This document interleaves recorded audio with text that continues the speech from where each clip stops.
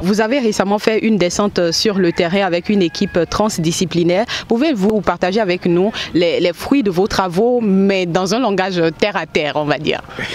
Dans un langage terre à terre, point scientifique, j'essaierai.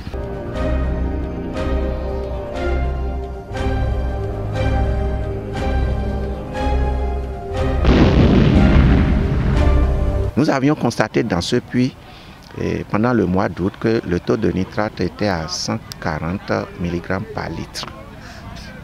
Ce qui montre une pollution de cette eau-là sur le plan chimique. C'est presque 3 fois ce que recommande l'OMS. Justement, c'est presque 3 fois ce que recommande l'OMS. Nous sommes allés, on est ici à Wansori, je parle de Wansori, en comparaison au quartier Nayon par exemple, on a trouvé 210 mg par litre. Qu'est-ce qui est à l'origine de ce taux élevé de nitrate dans l'eau de puits ici à Wansori?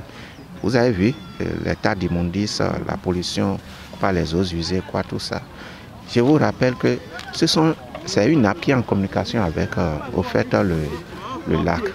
Donc, quand le niveau du lac monte, tout ce qui est décomposé dans l'environnement où nous trouvons ici sera drainé au fait du lac vers le puits. Vous suivez? Donc la pollution est générée par les lissivia. Quand on dit lissivia, c'est tout liquide qui provient de la décomposition des déchets qui sera transféré au fait des tas d'immondices ou vers les puits. Donc, ce taux élevé de nitrate est lié à la décomposition de la matière organique, soit les animaux morts, soit les déchets de toutes sortes, et qui va se retrouver dans les eaux de puits. Ça, c'est en ce qui concerne le nitrate. Les autres paramètres qui sont un peu en teneur élevée dans l'eau de Wansori, il y a par exemple la conductivité électrique. C'est la capacité au fait d'une eau à conduire le courant électrique. En relation avec le taux de sodium, le Na+, ça provient de la communication entre le lac Nokwe et le puits. Ne restez pas sans savoir que le lac Nokwe a aussi une connexion avec l'océan. Donc il y a l'eau de l'océan qui rentre au fait dans le lac et qui après tout se retrouve dans les puits. Donc c'est ce qui fait qu'on a un taux élevé de conductivité électrique dans cette eau de puits à Wansori. Et aussi, quand on a vérifié le taux de sodium, on a constaté que c'est élevé. Ça veut dire que le taux de sel